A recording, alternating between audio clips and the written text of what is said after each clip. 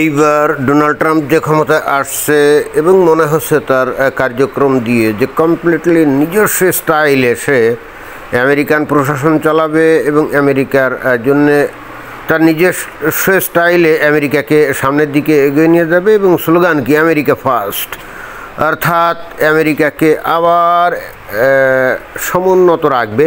এবং সত্যিকার অর্থে আমেরিকার অবস্থা যে আসলে খুব ভালো তা কিন্তু না। আমেরিকা একটা সম্পূর্ণ যে আমদানি নির্ভর দেশ এবং চায়নার উপরেও তো একেবারে ভীষণভাবে ডিপেন্ডেন্ট এবং একই সঙ্গে কানাডার উপরেও ডিপেন্ডেন্ট। এখন একটা দেশ যদি সম্পূর্ণ আমদানি নির্ভর হয়, একটা পর্যায়ে ওই দেশ কিন্তু অর্থনৈতিকভাবে পঙ্গু হয়ে যায়। যেমন ওই যে একটা ভিডিওতে আগেই বলছিলাম যে আমেরিকার বার্ষিক বাজেট 7 ট্রিলিয়নের মতো, 7-8 এর মধ্যে, বাট তাদের টোটাল যে ঋণ এইটা কিন্তু 35-36 ট্রিলিয়ন।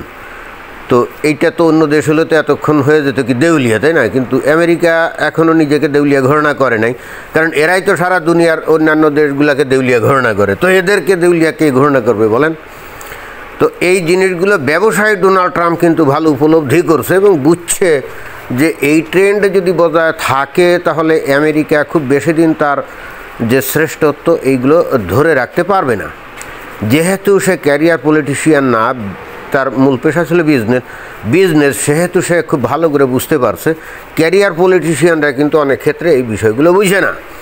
তো এখন এই যে খবর দেয়া হচ্ছে যে কিভাবে সে তার প্রশাসনকে চালাবে, তো খবরটা একটু শুন। ক্ষমতায় বসেই সিআইএ এর 51 জন সাবেক এজেন্টের সরকারি সুবিধা বাতিল করেন মার্কিন প্রেসিডেন্ট ডোনাল্ড ট্রাম্প। সিআইএর এই আমলা বা কর্মকর্তা এরাই কিন্তু সেই ডিপ স্টেটের পার্ট, যারা নাকি এই আমেরিকার প্রশাসনকে প্রভাবিত করে এবং আমেরিকার প্রেসিডেন্ট হয়তো চায় একটা, কিন্তু তারা অর্থাৎ এই ডিপ স্টেট তারা তাকে বুঝায় ভিন্নটা এবং আমেরিকার প্রেসিডেন্ট যেটা করতে চায় সেটা কিন্তু করতে দেয় না। অর্থাৎ অন্য কথায় জনগণের ভোট এবং ম্যান্ডেট নিয়ে ক্ষমতায় বসলো প্রেসিডেন্ট, কিন্তু তাকে কাজ করতে দেওয়া হয় না। কাজ করে ওই ডিপ স্টেটে যারা বসে আছে তাদের চিন্তা চেতনা অনুযায়ী। তো এইটা তো কেমন হয়ে গেল, তাহলে তো আর নিজস্ব স্বকীয়তা থাকলো না। ডোনাল্ড ট্রাম্প কিন্তু এইটা মেনে নেওয়ার লোক না। সে ওই গত টার্মে যখন ক্ষমতায় ছিল তখন সে কিন্তু এই অভিজ্ঞতা অর্জন ছিল যে ঘটনাটা আসলে কি। এই জন্যে এসেই প্রথম দিন এসে এক্সিকিউটিভ অর্ডার দিয়ে 51 জনের চাকরি খেয়ে নিয়েছে এবং শুধু তাই না, যারা অবসরে গেছিল এই ধরনের লোকজনদের সরকারি যে সুবিধা সুযোগ এগুলো নাকি বাতিল করছে। অভিযোগ এরা ডিপ স্টেটের সাথে জড়িত। অভিযোগের তীর উঠেছে বাংলাদেশে নিযুক্ত সাবেক 2 মার্কিন রাষ্ট্রদূত মার্শিয়া বার্নিকাট এবং পিটার হাসের বিরুদ্ধেও। তো এদের মধ্যে এই যে বার্নিকাট, যে মার্শিয়া বার্নিকাট, সে তো আরও 10 বছর আগে বাংলাদেশে রাষ্ট্রদূত হিসেবে ছিল, আপনারা অনেকেই জানেন। এই এখন ওই যে কে জানি একজন উপদেষ্টা আছে না, কি জানি নাম ভুলে গেলাম, ওই যে নির্বাচন কমিশন না কি কোথায় জানি আছে, তো ওই লোকের বাড়িতে কি একটা অনুষ্ঠান ছিল, দাওয়াত খাইতে গেছিলো এবং তখন ছাত্রলীগের পোলাপাইন নাকি তার গাড়ির উপরে হামলা করছিল। তো বিষয়টা তো খুবই অন্যায় হয়ে গেছিলো এবং সেই এরপরেই কিন্তু আসলে আওয়ামী লীগের ওপর খড়গ নেমে আসে এবং এরপরেই আমরা বেসিক্যালি দেখি যে আমেরিকা আদা জল খেয়ে লাগে শেখ হাসিনার বিরুদ্ধে একের পর এক নানা রকম প্রচেষ্টা চালিয়ে গেছে শেখ হাসিনাকে উৎখাত করার, কিন্তু সেটা পারে নাই। কিন্তু চেষ্টা তো অবশ্যই ছিল সর্বদাই এবং অবশেষে গত 5 অগাস্ট সেই ঘটনাটা ঘটছে। এবং এই যে পরবর্তীতে পিটার হাস ওই একই লিগ্যাসি বহন করছিল ওই যে মার্শিয়া বার্নিকাটের। তো এখন এদেরকেও এই পিটার হাস তো আগেই চাকরি থেকে অবসর নিয়ে আবার কী জানি একটা তেল গ্যাস কোম্পানির উপদেষ্টা হয়ে আবার বাংলাদেশে চলে আসছে, মানে বাংলাদেশে মধু পেয়েছে। বাংলাদেশে তো রাজাধিরাজের মতো চলতো, তাই না? তো চিন্তা করলো যে আমেরিকায় তো তাকে কেউ পাত্তাও দিবে না, রাস্তাঘাটে ঘুরলে তারা কেউ জিজ্ঞাসা করবে না যে ভাই তুমি কে। এ চিন্তা করলো বাংলাদেশ এমন একটা দেশ যেখানে রাজাধিরাজের মতো চলা যায়, সুতরাং সে বাংলাদেশকেই বেছে নিয়ে এখানে আসছে। তবে ওই যে মার্শিয়া বার্নিকাট সে কিন্তু এখনও চাকরিতে ছিল, সে সম্ভবত ওই যে ডিরেক্টর জেনারেল ছিল কোনো একটা ডিপার্টমেন্টের ওই সিআইএর ভিতরেই, তো তাকে চাকরি থেকে বরখাস্ত করছে। দায়িত্ব নেওয়ার পর বাইডেন প্রশাসনের কিছু সিদ্ধান্ত বাতিলের পর ডোনাল্ড ট্রাম্পের প্রথম নির্বাহী আদেশটি ছিল ডিপ স্টেটের বিরুদ্ধে ব্যবস্থা গ্রহণ। ডিপ স্টেট হলো সরকারের ভেতরে আরেক সরকার, আড়ালে থেকে গডফাদারের মতো এরা নিয়ন্ত্রণ করে সরকারকে। এই ডিপ স্টেট এরা যে খালি নিয়ন্ত্রণ করে তাই না, বস্তুত তারা যেটা চিন্তা ভাবনা করে বিশেষ করে আন্তর্জাতিক প্রেক্ষাপটে, ওই প্রেসিডেন্ট যাই চিন্তা করুক না কেন অবশেষে সে ওই এই ডিপ স্টেট যেটা বলে সেটাই কিন্তু বাস্তবায়ন হয়। এবং সত্য কথা বলতে কি, পৃথিবীর কোন দেশে কোন সরকারকে উৎখাত করতে হবে, কোন দেশের সাথে কোন দেশের যুদ্ধ লাগিয়ে দিতে হবে, এই সমস্ত প্ল্যান প্রোগ্রাম কিন্তু প্রেসিডেন্টরা করে না, সিনেটররা করে না, কংগ্রেসম্যানরা করে না, অর্থাৎ নির্বাচিত প্রতিনিধি এরা কিন্তু এই কাজগুলো করে না। এই কাজগুলো করে কিন্তু এই ডিপ স্টেটের এরা। যেমন বাংলাদেশে শেখ হাসিনাকে উচ্ছেদ করতে হবে, এইটা আমেরিকার প্রেসিডেন্ট ওই যে বাইডেনের যতটা না খায়েশ তার থেকে বেশি খায়েশ কিন্তু এই ডিপ স্টেটের। এবং এরা এই সমস্ত প্ল্যান প্রোগ্রাম করে তারপরে প্রেসিডেন্টকে বুঝায় যে ঘটনা তো এই, শেখ হাসিনা তো আমেরিকার বিরুদ্ধে বহুত চটপাট করছে, বহুত আলতু ফালতু কথা বলছে, অতএব এখন তাকে কী করতে হবে, আউট করতে হবে। তারপরে মনে করেন যে আমরা একসময় দেখছিলাম যে জর্জ বুশের আমলে কথা নাই বার্তা নেই, খুব ঠুনকো অজুহাতে এই যে ইরাকের ওপর হামলে পড়লো। অনেকেই আপনাদের মনে আছে যে প্রথমে যখন ইরাক ওই যে কুয়েত দখল করছিল তখন তো ওই যৌথ বাহিনীর নামে আক্রমণ তো করছিল। এরপরে এসে 2002 না 1 সালে আবার নতুন করে 2002 সালে মনে হয় আবার নতুন করে ইরাকে হামলে পড়লো না, তো তখন কি বলা হলো যে সাদ্দাম হোসেন ওখানে কি করছে, রাসায়নিক অস্ত্র তৈরি করছে, হ্যান ত্যান হাবি যাবি, অর্থাৎ অন্য কথায় তাকে ঝামেলা করতে হবে, তাকে উৎখাত করতে হবে।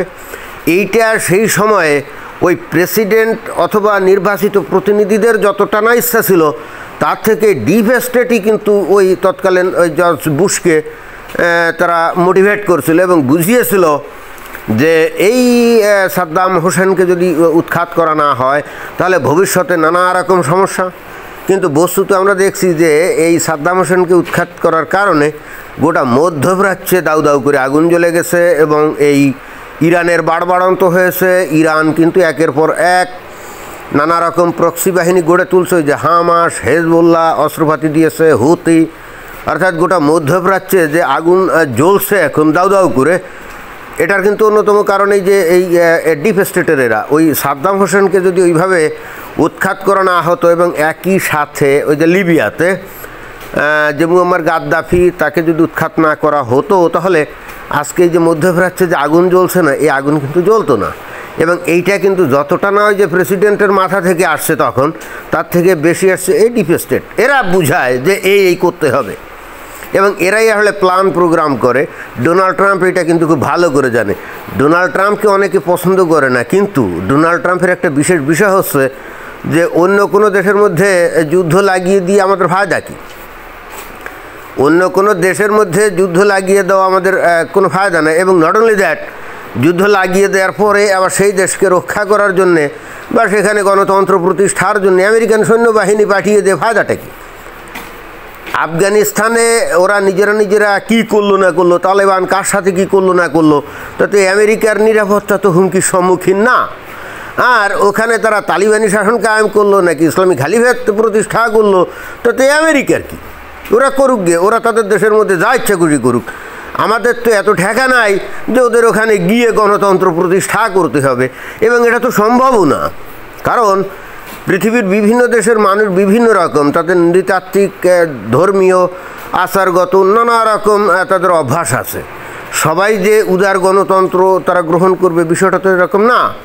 এবং বস্তুত ডিপ স্টেটের কারণে আমেরিকা পৃথিবীর বিভিন্ন দেশেই হস্তক্ষেপ করে এবং যেখানে যে জিনিসটা না সেখানে সেই জিনিসটা চাপিয়ে দিতে চায়।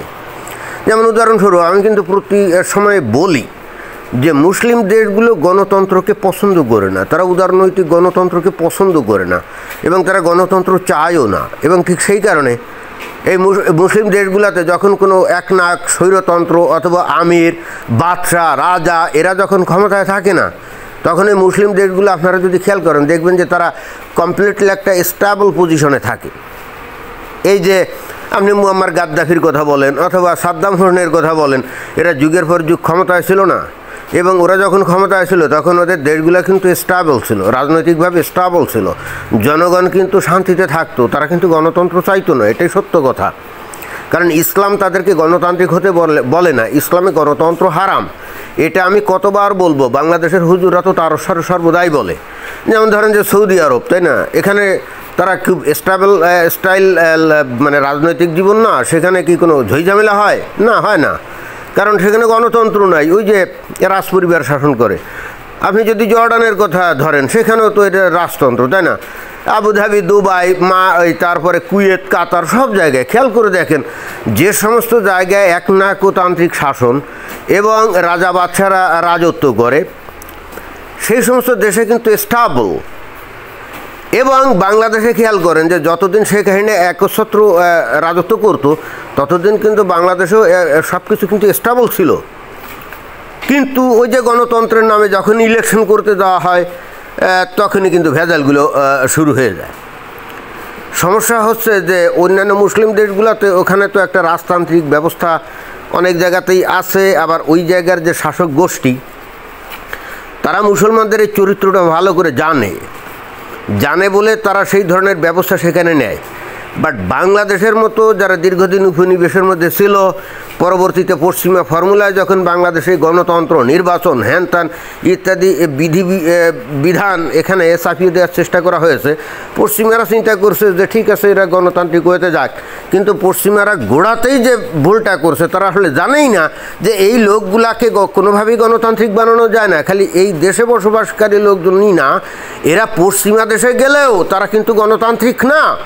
আমরা কিন্তু প্রতিটা মুহূর্তে যে লোকগুলা পশ্চিমা দেশে বসে বাংলাদেশের পক্ষে কথা বলে, খোদ আমেরিকায় বসে যারা কথা বলে, আমেরিকার গণতান্ত্রিক সমাজে বসে যারা মুক্ত বাক স্বাধীনতার চর্চা করে, আপনারা যদি খেয়াল করেন বিস্ময়করভাবে দেখবেন ওরা নিজেরাও গণতন্ত্র পছন্দ করে না। বাংলাদেশে গণতন্ত্র প্রতিষ্ঠিত হোক, ওরা নিজেরাও সেটা চায় না। আমেরিকায় বসে আমেরিকার গণতন্ত্র, বাক স্বাধীনতার সুযোগ নিয়ে ওরা বাংলাদেশে এমন শাসন চায় যা নাকি গণতন্ত্রের পরিপন্থী। তারা ইসলামী শাসন চায়, তারা শরিয়া শাসন চায়, তারা খালিফেত প্রতিষ্ঠা করতে চায়। তাহলে সমস্যাটা কি? সমস্যাটা তো আসলে মুসলমানদের ধর্মের সাথে, মুসলমানদের ধর্মীয় আদর্শের সাথে, তাই না?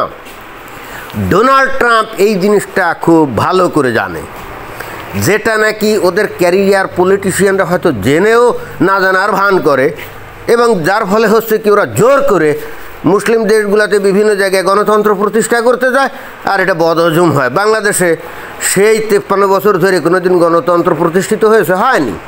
1990 সালে এরশাদের বিরুদ্ধে গণ আন্দোলন হলো, গণ অভ্যুত্থান হলো, তারপরে কি গণতন্ত্র প্রতিষ্ঠা হয়েছে? না, হয়নি।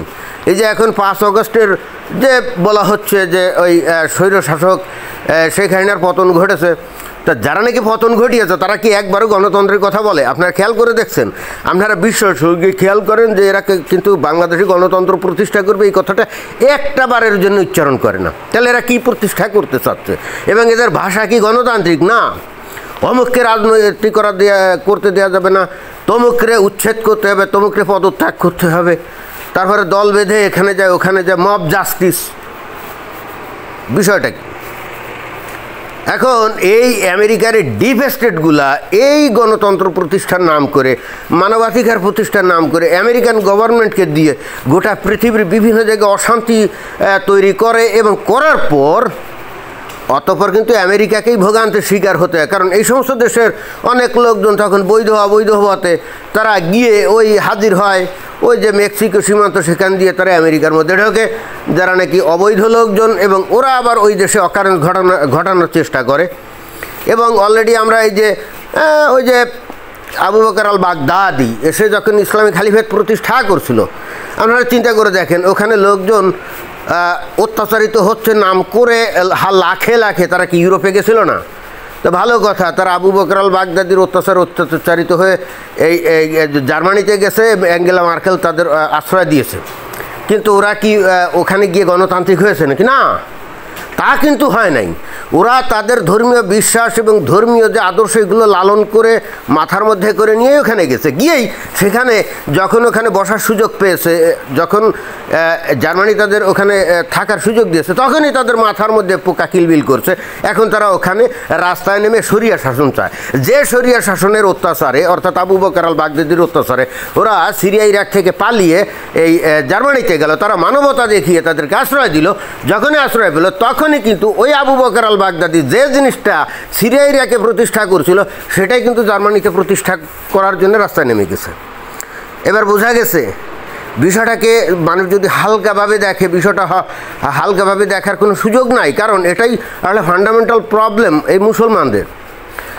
ডোনাল্ড ট্রাম্পের বক্তব্য হচ্ছে কোনো দেশের মুসলমানরা বা অন্য অমুসলিম দেশ তারা যদি স্বৈরশাসক চালু রাখে, গণতন্ত্রে যদি না যায়, রাজা বাদশার সিস্টেম যদি চালু রাখুক, আমাদের সমস্যা কী, ওরা ওইগুলা করুক, আমরা আমাদের বর্ডার সিকিউর করব, ওই সমস্ত দেশের জঙ্গলি টাইপের এই লোকজন যেন আমেরিকাতে ঢুকতে না পারে, ব্যাস।